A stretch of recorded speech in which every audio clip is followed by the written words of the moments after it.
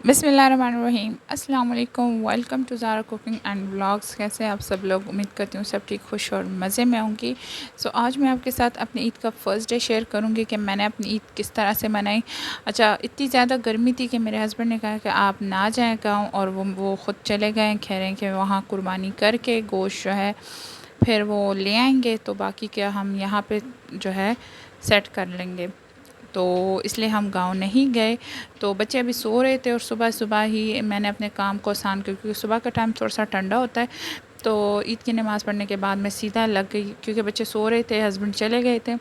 तो मैं जल्द से मैंने पुलाव बना दी, बीफ पुलाव, क्योंकि फ़्रिज में थोड़ा सा हमने गोश्त लाया था, वो पड़ा हुआ था। तो मैंने कहा वो भी ख़त्म हो जाए इस तरह से, ताकि जब और गोश्त आए तो फ्रीज़र में जगह हो।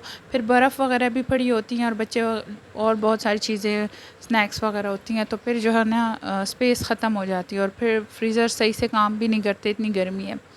तो ख़ैर वो सारी जगह मैंने एडजस्ट कर ली उन सब चीज़ों के लिए। और यहाँ पे मैं सबसे पहले खीर बना रही थी। खीर इसलिए ताकि इसको फिर मैं ठंडा करके रेफ्रिजरेट कर दूँ, ताकि ये यख ठंडा हो और फिर खाने का मज़ा भी आए। यहाँ पे मैंने कुछ ज़्यादा एफ़र्ट नहीं की, बस लजीज़ा का खीर मिक्स पैकेट लिया और उसको दूध में डाल के रेडी कर दिया, और इसको हम तब तक मिक्स करेंगे। अच्छा, मैं जब खीर और कस्टर्ड बनाती हूँ तो ये एक टिप है, मैं ज़रूर इसमें नीचे 2 घूँट पानी डालती हूँ, देन दूध डाल के फिर इसकी जो है ना मेकिंग स्टार्ट करती हूँ। इससे क्या होता है कि चाहे आपका दूध जितना भी गाढ़ा हो जाए, वो नीचे ज़्यादा लगता नहीं है, मतलब जो नॉर्मली लगता है उतना नहीं। हाँ, अगर नॉन स्टिक में कर रहे हैं फिर तो ठीक है, कोई मसला नहीं है। लेकिन अगर इस तरह से नॉन स्टिक के बग़ैर आप पैन पतीले में बना रहे हैं, तो काइंडली आप उसमें पानी डाल दें, वो ज़्यादा बेस्ट रहता है। बस इसको इस तरह से मिक्स करते जाएंगे। इसमें मलाई आएगी, उसको मिक्स करना है, और इसके इस तरह से जब अपने क्वांटिटी से हाफ़ हो जाए तो ये कुक है, रेडी है। इस पॉइंट पे इसे मैं डिश आउट कर दूँगी, और यहाँ पे मैं तवा रख दूँगी पराठे बनाने के लिए। इस डिश में मैं इसको निकाल दूँगी और रेफ्रिजरेट कर दूँगी। इससे ये काफ़ी ठंडा होगा और खाने में मज़ा भी अच्छे से आएगा, क्योंकि अभी बच्चे नाश्ता करेंगे, फुल फिल रहेंगे और बाद में कहीं जाके वो खाएँगे। ख़ैर, यहाँ पे मैं ऑमलेट की तैयारी कर रही थी। इसके लिए घर के नॉर्मल वेजीज़ हैं, जो वेजीज़ पसंद है वो ऐड कर दे, जो नहीं पसंद उसे स्किप कर दे। मैं यहाँ पे प्याज, टमाटर, कैप्सिकम, मतलब जो शिमला मिर्च है और हरी मिर्चें हैं और आलू, ये सब लूँगी।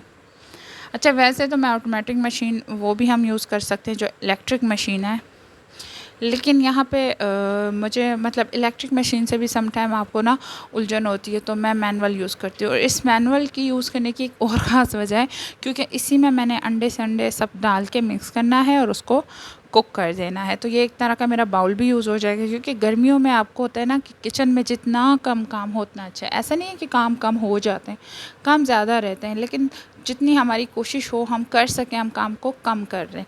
तो मैं इसी में ऑमलेट बनाऊँगी, मुझे अलग से एक बाउल गंदा नहीं करना पड़ेगा। आप देख सकते हैं, इसको मैंने हल्का सा जूलियन चॉप्ड कर दिया है, और अब इस कटर से जो इस आलू का हाफ़ पार्ट है, ठीक है, जूलियन लंबा साइड नहीं, छोटा साइड, उसको मैं हल्का सा जूलियन कट करूँगी। और ये मेरी बहुत बचपन की रेसिपी है, जो मुझे बहुत पसंद है, और ये काफ़ी टाइम तक आपको फुलफ़िल भी रखती है। आप इसे पिज़्ज़ा, जिस तरह हम एग में नूडल डालते हैं उसका एक पिज़्ज़ा बनाते हैं, तो आप इसे पोटैटो पिज़्ज़ा भी कह सकते हैं और पोटैटो ऑमलेट भी कह सकते हैं। बाय द वे, मुझे बनाना था टर्किश ऑमलेट, और मैंने बच्चों से भी कहा कौन सा ऑमलेट खाना है, उन्होंने कहा टर्किश खाना है। अब टर्किश ऑमलेट इस तरह होता है कि आपको वेजिज़ हाफ़ कुक करनी होती है और उसके बाद उस पर होल एग डालना होता है पैन के ऊपर ही। लेकिन यहाँ मसला ये हुआ, मैं आपको पहले मसाले बता देती हूँ। इसमें सिंपल नमक, काली मिर्च, हल्दी और ज़ीरा पाउडर, बस यही मैं डालूँगी। और इसके बाद इसको जो है, गर्मी की वजह से मुझे हमेशा जब मैं गर्मियों में अंडे यूज़ करती हूँ तो एक बाउल अलग से उसमें खोल के चेक करती हूँ कि कहीं उसमें कोई रेड निशान नहीं है या अंडा ख़राब तो नहीं हुआ। तो वो चेक करते करते यहाँ पे मैं बच्चों के साथ बातें कर रही थी, क्योंकि उनको तैयार होना था, तो उन्होंने पूछना था कि ये पहने वो पहने, क्योंकि तीनों कपड़े तो मैंने हैंग कर दिए थे 2 दिन पहले ही इस्त्री करके रेडी। लेकिन उनको ये था कि आज कौन सा पहनेंगे, कल कौन सा। तो वो मैं उस डिस्कशन में थी कि यहाँ पे मैंने अंडे इसी में डाल दिए और मिक्स कर दिए। अब मिक्स करने के बाद तो इसका ऑमलेट बनने से रहा, टर्किश या शाक्षू ऑमलेट, उसमें तो होल एग्स होते हैं। फिर मैंने कहा बेटा यही ऑमलेट आप खा सकते हो, क्योंकि यही बनेगा अब। तो उन्होंने कहा चलिए ठीक है, कोई बात नहीं। और इसके साथ यहाँ पे मैं पराठे भी रेडी कर दिए थे, और इन पराठों को भी मैं तवे पे डाल दूँगी ताकि अच्छे से रेडी हो जाएं। वैसे तो हमारी ईद जो ईद का फर्स्ट डे होता है वो बस सारा दिन सफ़र में ही गुजरता है, क्योंकि सुबह हम घर से तैयार होकर गाँव जाते हैं, फिर गाँव में सबसे मिलते हैं और गाँव में हाफ़ डे ईद मनाते हैं और उसके बाद इतनी गर्मी होती है।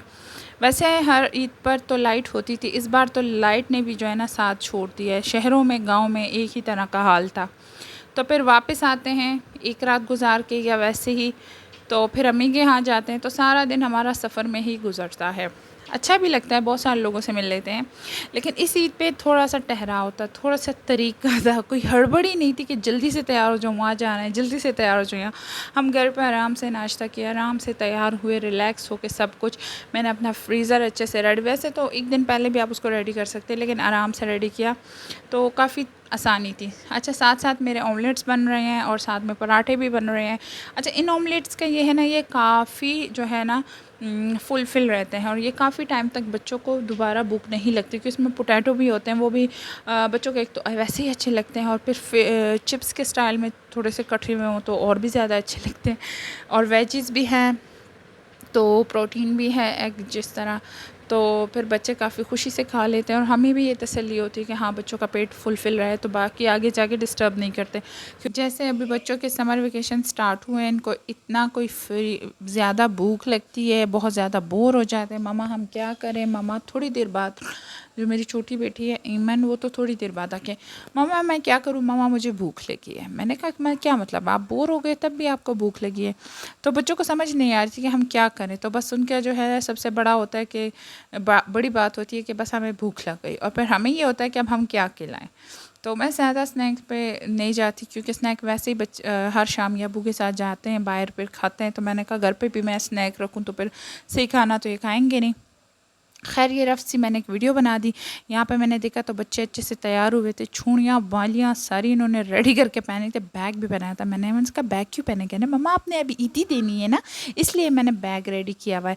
और जी, इनका मूड इसलिए ऑफ था क्योंकि अभी तक मैं किचन में थी और इनको किसी ने अच्छे से अटेंशन नहीं दी, और बहनों ने ही इसे कपड़े पहनाए हैं, जिसकी वजह से इसका मूड ऑफ था कि पता नहीं अब इसको थोड़ी सी अटेंशन चाहिए, हम अटेंशन देंगे देन ये हैप्पी हो जाएगा। सो वैसे इसका जो है फुल वीडियो में इसका यही हाल रहा था। बच्चों ने थोड़े पोजेज शोजेज मार के अच्छे से इन्होंने वीडियो बनाई है। मैंने कहा चले आ जाए, आज आपकी ईद है, मैं आपकी जो है फ़ोटोशूट करवा दूँ। और मैंने इस बार बच्चों को बिल्कुल तंग नहीं किया। वैसे तो मैं बैंगन्स बना के दे देती हूँ, अब माशाल्लाह से इतने बड़े हो गए हैं कि ये आराम से जो है ना ख़ुद ही बैंगन पहन लेते हैं। और जो कपड़े तो मैंने पहले से ही डिसाइड करके रखे हुए थे, कपड़े पहन लिए इन्होंने, चेंज कर लिया। और साथ में जो है इन्होंने अपनी जो पसंदीदा अब्बू के साथ गए थे अपने लिए चूड़ियाँ वगैरह ली थी वो पहन ली और अच्छे से तैयार हो गए। मैंने कहा चले आ जाए, मैं आपकी फ़ोटोशूट करवा दूँ। तो बच्चों को तैयार करवा दिया। तो यहाँ पे लग गई थी इनको भूख। ये तकरीबन 1 बज रहा था जब इन्होंने खीर खाई है, और वो भी इसलिए क्योंकि खीर बनी है, हमने खानी है। मतलब ऐसा नहीं कि इनको भूख लगी हुई थी। मैंने आपसे कहा ना, बच्चे बोर भी हो जाएं तो उनका जो होता है ना, यह नहीं होता कि हम बोर हो गए हैं, इनका होता है कि हमें भूख लग गई है। मतलब थोड़ा हिलो जिलो और भूख लग गई है। हर 1 घंटे बाद इनको भूख लगती है। हालांकि मैंने ऐसे ऑमलेट दिया था कि ये फुलफ़िल रहे। खैर, नाश्ता किए हुए भी इनको काफ़ी टाइम हो चुका था। तकरीबन को 11 बजे इन्होंने नाश्ता किया, 1 बजे इन्होंने खीर खाई है, और फिर 3 से 4 बजे के बीच इनको लग गई थी फिर से भूख। तो मैंने कहा चाय पीनी है, बहुत गर्मी है। कहती चाय नहीं पीनी। मैंने कहा शाबाश। मैंने कहा आ जाओ, मैं खिलाती हूँ। तो फिर ये अभी ईद के लिए, ये वैसे मैंने अपनी वीडियो के लिए ली थी जो है यूट्यूब के लिए। इसकी भी एक वीडियो आएगी जिसमें हम बाकायदा रैपर से जो है स्नैक्स खोलते हैं और उसको सर्व करते हैं। तो ये वो वाली वीडियो थी। तो मैंने कहा नॉर्मली डेज़ में बनाने से अच्छा मैं ईद के दिन ही बना दूँ। तो वो मैंने अपनी वीडियो भी बना दी साथ में, क्योंकि चाय मैं बनानी नहीं थी। सालन जो है चावल वो मैंने सुबह से बनाए हुए थे, तो किचन भी थोड़ा सा ठंडा हुआ था। क्योंकि ऐसा होता है ना, सोलर एसी है तो मैं जो है रूम का दरवाज़ा खोल देती हूँ, लाउंज वगैरह के जो है बाकी खिड़कियाँ दरवाजे बंद कर देती हूँ, तो लाउंज थोड़ा सा ठंडा रहता है, जिस वजह से किचन भी थोड़ा सा जो है ना सांस लेने के काबिल होता है। तो इस तरह से मैंने स्नैक दिए इनको और इन्होंने खा लिया। अच्छा, ये अब रात का खाना है। रात को गोश्त आ चुका था, फिर मैंने ये टिक्का बनाए हैं, टिक्का कढ़ाई। इसकी रेसिपी भी इंशाल्लाह आपको आगे वीडियोस में मिल जाएगी। बहुत सॉफ्ट और बहुत मज़े की बनी थी। साथ जो ये मैं आपको पुलाव दिखा रही थी, ये भी बनाई थी, पर इसकी मैंने वीडियो नहीं बनाई। और साथ में सैलेड और दही है, ये आप देख सकते हैं। अच्छे से गला हुआ गोश्त है, बहुत मज़े का था। सो ये मेरी आज की वीडियो है, और आई होप आपको अच्छी लगी होगी और मुझे अपनी दुआओं में याद रखिएगा। आप सबको भी ईद बहुत बहुत मुबारक। वीडियो लेट आएगी लेकिन फिर भी आपको मुबारक हो।